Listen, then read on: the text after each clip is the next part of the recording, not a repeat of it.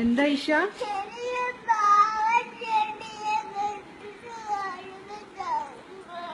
നമുക്ക് ആ ചെടി വെട്ടി വേറെ നടാം, പുതിയത്.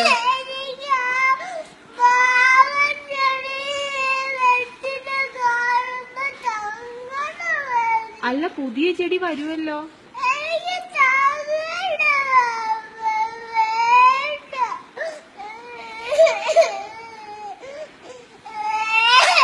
ഇനിയിപ്പോ എന്ത് ചെയ്യും? ഓൾറെഡി വെട്ടി പോയില്ലേ.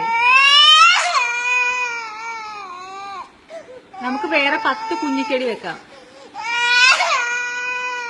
എന്താന്നറിയാമോ? അത് മാവിന്റെ വലിയ കമ്പാ. ആ കള്ള പൂച്ച ആ മാവിന്റെ കമ്പേ കൂടി കേറി ഇഷമോളുടെ റൂമിന്റെ അകത്ത് കേറുന്നു. അതുകൊണ്ടാ അത് വെട്ടിയത്.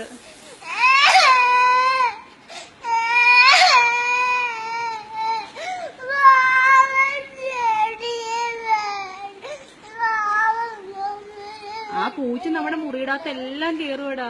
ചെടിയുടെ കമ്പ അവിടെ നിന്നാ. ചെടിയെ ഒന്നും ചെയ്തില്ല. ചെടിയുടെ ഒരു കുഞ്ഞി കമ്പാ അത്. നമുക്ക് വേറെ മാവ് വെക്കാം. കുഞ്ഞു വേറെ മാങ്ങാണ്ടി കുഴിച്ചിട്ടാ മതി.